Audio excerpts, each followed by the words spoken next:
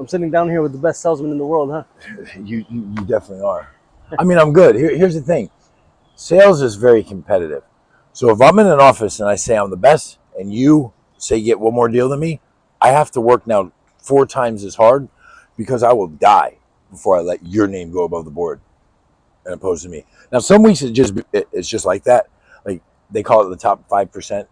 Like it would be like me, you, and somebody else, and it would fluctuate. Like you'd be the winner this week just simply sheer luck or whatever, finesse or skill or whatever. You can't ever. I picked up the phone and had people tell me no in 20 different languages just to end the conversation. Well, thanks for the order, John. I appreciate your business. You know what I mean? So it's not what you say; it's how you say it. You know what I mean? Yeah. A lot of these people don't grasp that words are very powerful. You know what I mean? So when you know which ones to say, where to say them, and how to be persuasive and likable, putty in my hands. Yeah, but when people think of sales, they think, okay, it's car salesman or they're selling you anything. But that's not the case. The case is that sales is in our everyday life.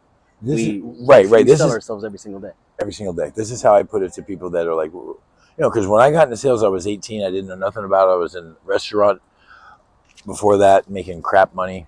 I lucked upon this, and now I tell people, I'm like, they say, "What do you sell?" Well, at the end of the day, I could sell dog shit or diamonds, but you know what I sell at the end of the day? Personality. That's what I sell. Because whatever this is, it doesn't make a damn. If I get you to like me, I could actually switch products. Like, uh, you need one thing, and I could sell you something else because you're sellable. You know what I mean? Yeah. All you got to do is show me the need that you're pliable. Mm-hmm. When I ask those questions, hey, John, you following football? I do it in such a way that it's almost hypnotic. How do you do it? I say, John, real quick, let me ask you: do you follow any football, baseball, basketball, NASCAR? Uh, and I just wait. And then if he says, well, I do a little golfing, I say, fantastic. Are you a lefty or righty? And he'll tell me. And I'll say, what's your handicap? Your wife? I'm only joking, John. And then I say, well, John, let me ask you, have you ever heard of the Ping Putter Company? And he's like, well, I certainly have. You said Ping, right? I'm like, yep. And I'm like, well, listen, we just signed a huge contract over with them. We did, we bartered goods for services. And they sent us in a whole shitload of these real nice ping putters. My boss told me to handpick a couple of guys that, didn't tell me to, myself last time I spoke with him. And John, I made sure you get one, okay? And then everything in sales is an assumption. Before we get away from it, there's something right now that you said that I do as well. You get people talking about the things that they enjoy. But in order to do that, you have to be very knowledgeable of all these things. So if he doesn't pick golf, he have to know about basketball or Right. baseball or fighting or a bunch of different subjects. Right. And that's very interesting because that means that you have to do your own research before you make the call. Right. Well, here's the thing, man. When I first got into sales, the reason I became so good is because where I started, you had to put in what was called cold call business. Okay. That took me 5 years. So I became a master at opening accounts. I'd call a guy up, give him to like me, and I'd say, John, listen, what I'm going to do is I'm just going to pour you a small 55-gallon container, okay? He's like, okay. And then I go, okay, that's just $4,997.25. And he goes, no, I'm not spending $5,000 on any kind of cleaner. So what I do is this. Remember, it's all scare tactic and sales. It's all finesse. So I say, oh, okay. But he wants whatever I got going on here, Walmart, gift card, Cabela's, whatever. And I tell him like this. Well, Joe, let me ask you this, because we are a manufacturing company, meaning we stay in production year round. Let me do this. I got the girl down and shipping. She owes me a favor. Actually, I went on a blind date with her brother. I mean, you should have seen the whale he brought me, John. So, I laugh going back and forth with it. He'll laugh, and I'll say, let me do this. Forget the 55-gallon container. Just chalk that off. He's like, I say, what we're going to do is this. All I'm trying to do is prove myself to you and get you something out so you can use it side by side with something you have out there, have more of a comparison factor. But John, let's forget the bullshit. When you do receive the Cabela's gift card or Walmart gift certificate or whatever, Bass Pro, whatever, and you see I'm a man of my word, just give me a call. Let me know you got it. And these guys forget they're doing so much business anyways. But once they know you're the guy, because How they put it together is they'll start to see your invoices come in, and they'll notice the designs, so they know they're paying you. You know what I mean? Because he's not the bookkeeper; he's the superintendent. Mm-hmm. He's Mr. Delegation. But yeah, we can do the interview. I'm good. I'm good. I'm ready. Oh, we already started. Oh, we did? Yeah. Bye! Interview. Hey, but okay. So here's the thing. Okay, I'm down in Dade the first time. I was thinking my girl was just screwing one guy. Okay, no, it's much deeper than that now that I realized. But what can you do? You know what I mean?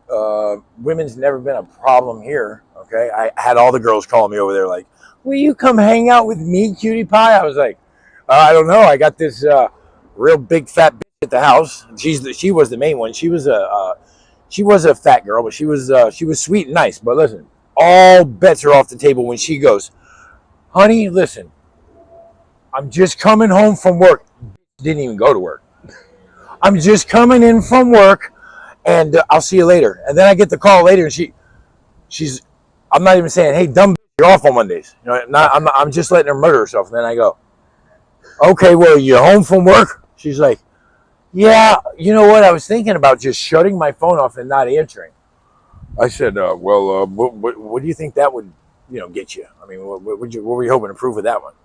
And she's like, because she knows me, like, I will walk over there and I'm not going to do nothing stupid, but I'll definitely knock on the door and be like, where is your translucent ass at? Say something I can see right through you. She's full of bullshit.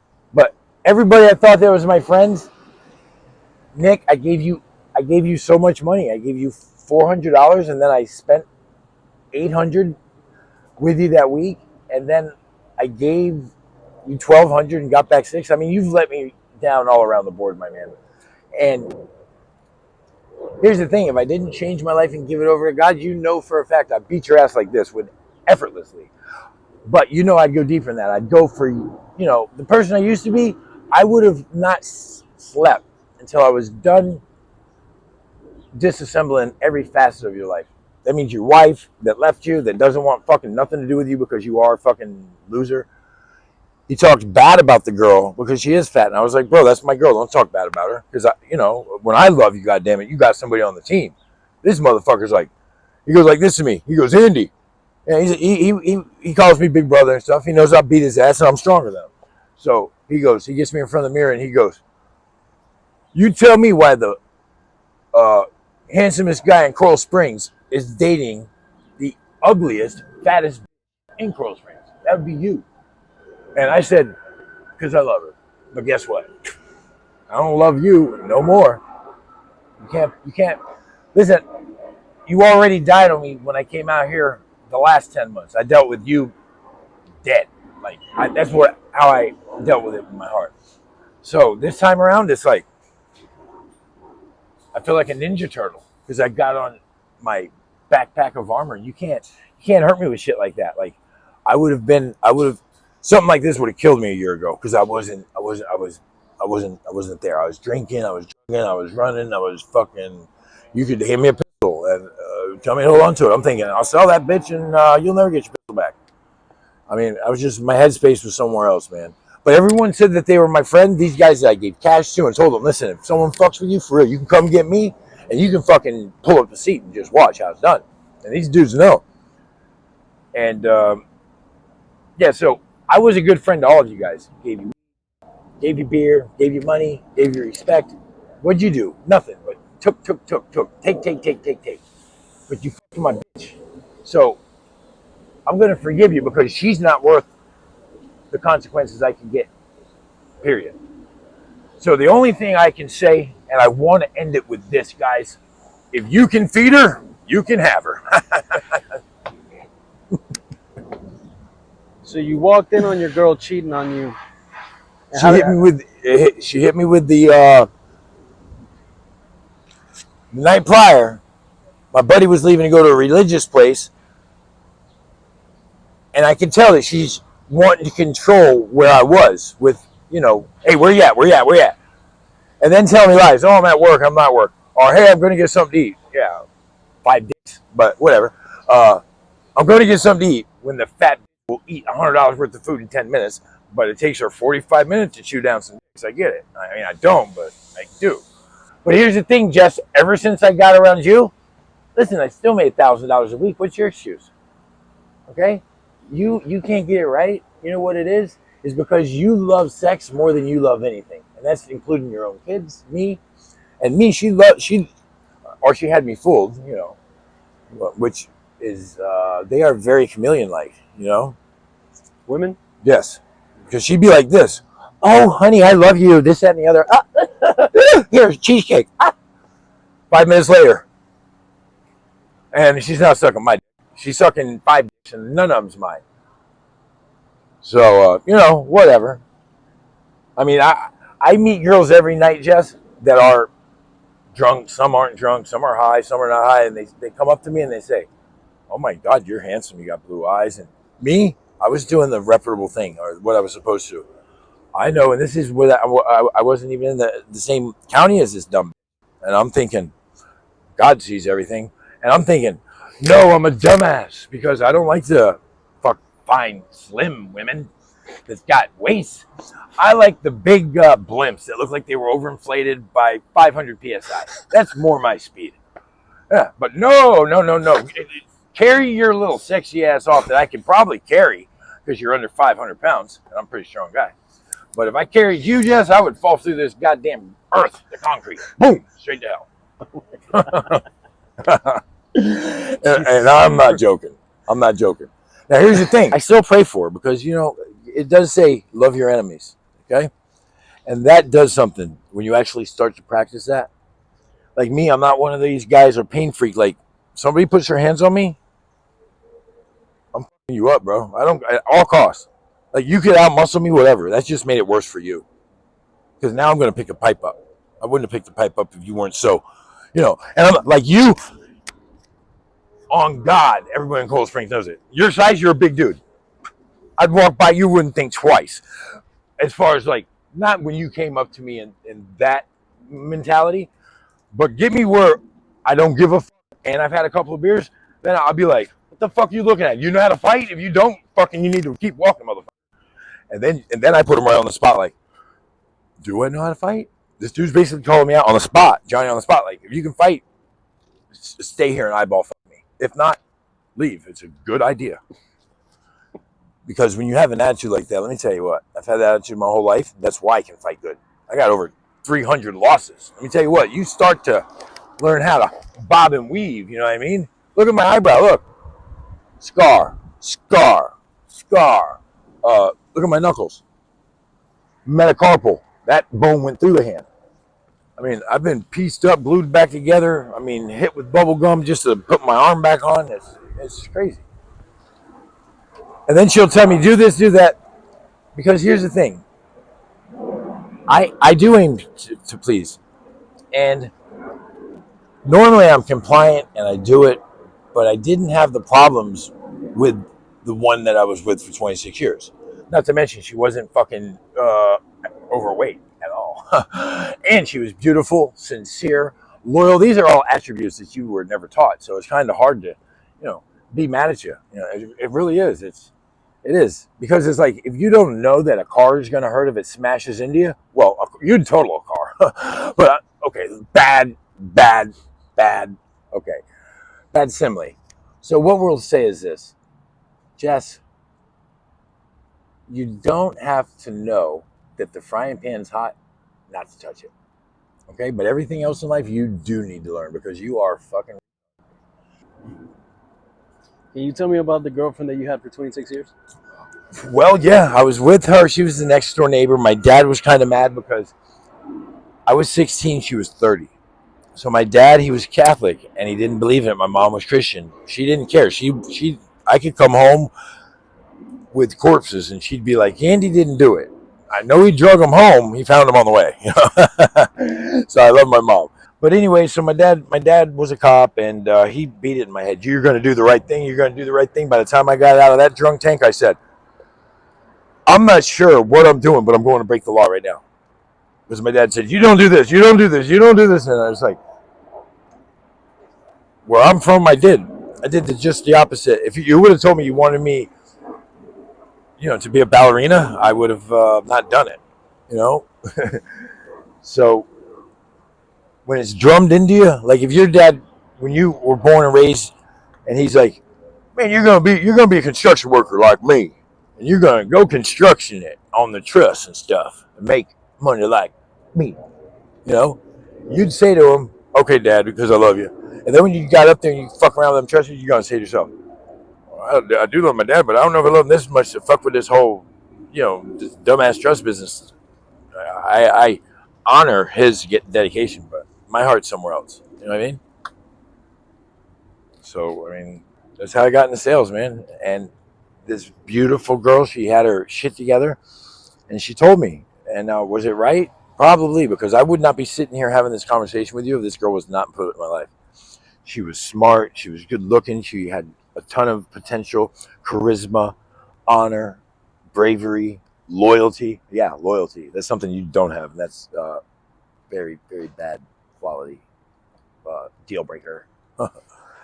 But no, you're doing different stuff. You're down there, you're dealing with the devil. You're doing shit out of a book called Enoch that God wiped them out over shit like that. You ever heard of Sodom and Gomorrah guys? Huh, yeah, they wiped them guys out too for playing like you. All dicks and no chicks. Yeah, you didn't like that. Boom, X them out. You ever heard of the flood with the little dude named Noah? Yeah, God's been doing this over and over and over again to us, to mankind, over stuff. And what do you think? You're going to go in front of him and say, "Oh no, God, all those orgies were fine. They were angels from heaven that you sent." He's going to say, "Listen, you're going to hell on the fast track, quick, fast, and hurry. But I want to let you know this. I want to let you know about the pain that's involved because that's just pretty shitty. Here I am. I'm going to work. I'm bragging. Oh, my girl, this happened. This, because his mom and dad asked me one time. They're like, "Listen, I used to have a family. I used to have my girl. My sister died. She's got kids. I was like the drug dealer at the time. So rather than give them very expensive pills, I gave them like the hustle. I told them how to get them. Well, my sister ended up dead, and the only person in the Hogan family other than my father that takes responsibility for their actions is me, and that's another attribute that you nor no one in your family has. Terrible quality, guys. But so it's just like my dad taught me this. Here's the basics: if you ain't got your word, you ain't got shit, man.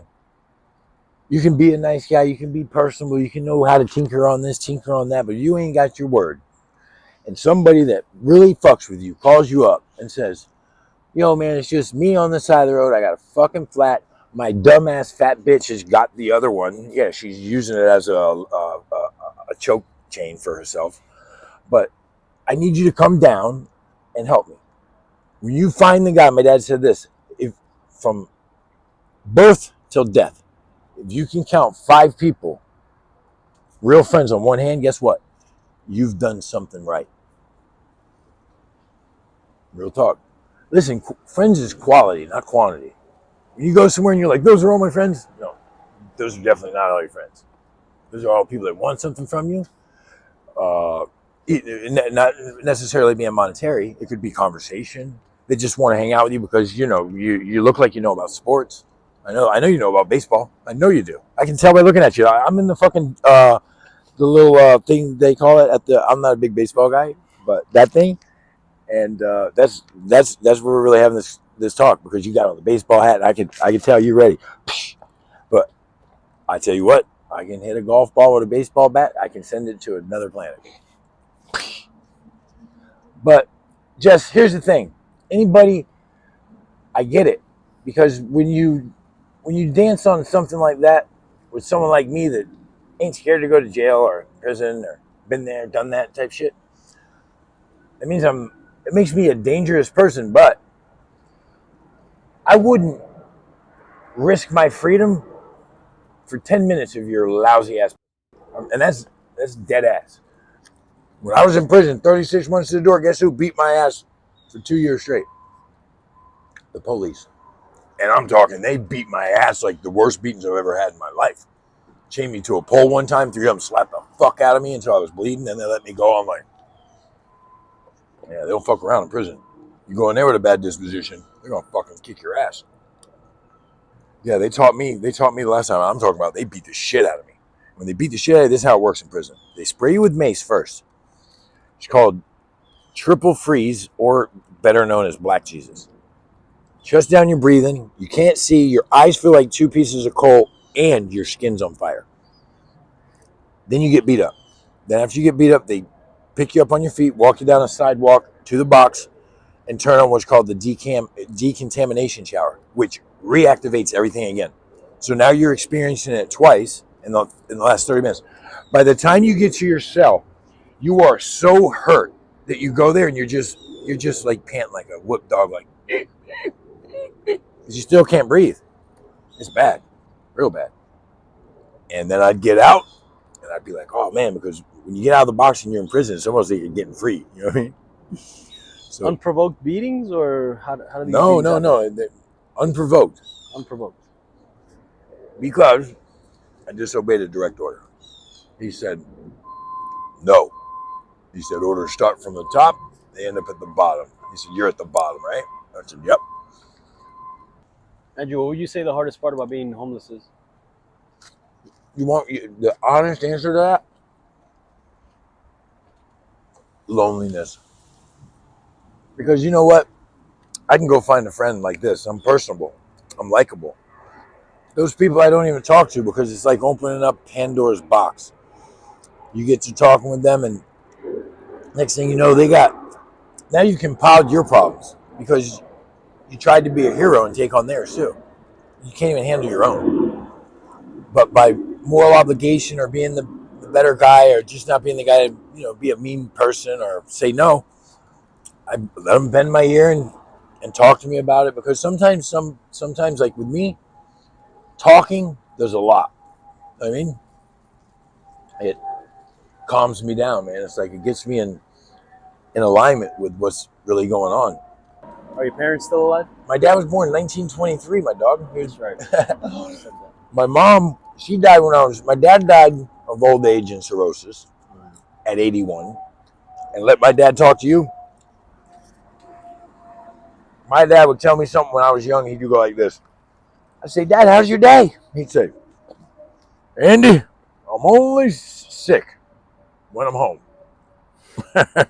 And I said, Dad, that doesn't make any sense to me. And he said, it will one day. And Jess, when I got with you, It made sense. it made sense. I was like, fuck, he was right. He knew I was going to end up with some fucking bottom feeder like you one day. So you have nobody to help you? No, I don't have a brother, a sister, aunt, uncle. I got 3 nieces that think I basically murdered their mom, and I didn't. I showed her the way to get Xanaxes, and she took too many and killed herself. Now, here's the thing. She was my only, sibling. So don't think that wasn't a sting. It was. But listen, I lost my mom, my girl, and my sister all in a matter of 6 months. So it was like, listen, I was so tore up that I was so mad and so tore up that instead of dealing with any of the pain, I went like this with it. Instead of dealt with any of it, I just leaped over it. I did, and it's hard because these are people I really love. But yeah, so it's like life's strange, man. Because here's how I am. Like I tell people, man, I'm a good dude. When you need me, I'm there. My honor is second to nothing. Okay, and then they'll call me with some fuck shit one day, and I'm like, I'm on my way, motherfucker. I don't care if I got to steal a boat, to steal a helicopter, to steal a scooter, to do what I'm gonna do to get to you, and you be like, you're here. I'm gonna be there. You know what I mean? And it's not that I got a stealing problem. It's just when I commit to something, it's a big deal because I'm not that guy that's gonna promise you something and you be like, oh, you broke your promise, because that really fucked with me when I was a kid. You know what I mean? My dad instilled like honor in us, like, and then when I get around this trashy ass bitch, it's like I start doing things that I've never done before, like lying. Like, where were you? Just McDonald's. And I don't think it's that bad because I was at McDonald's. You know what I mean? But she's thinking I'm running around doing this one, doing that one, doing the other. And it's like, that's the things that I wasn't doing. And now looking back on it, do you know how, like, oh yeah, I'm the bigger person. She doesn't have a clue at the amount of I could have. I mean, I look like a ninja with the blockers on, going. I swear. I mean, really, I get really pretty bitches that talk to me, and I get drunk bitches that are just extremely horny that talk to me. I get every color of woman talking to me from everywhere in the world. It's like me. I'm a ladies' man. I love ladies. You know what I mean? I love talking to them. I love helping them carry things. I just like that shit, and they love it. They're like, oh my god, you're so strong. You have no idea. It's I pick you up like this with one hand. Then you're gonna be like, wow, you are really strong. Like, then you hit him with this on camera. You go, I work out. I work out. But you gotta have a good outlook, man. Because here's the thing, man. Situations like this will either make or break you. And when they come up, man, like my buddy even says, he's like, bro, he's like, you're always too happy to be in the position that you're in. And I say, bro, that's the only thing that keeps me fighting, bro. You know. And then I even joked with him. I said, listen, I said, let me pray for you. I said, Father God, I said, I so humbly ask for you just to give my friend here just maybe the condensation of joy that's on my heart.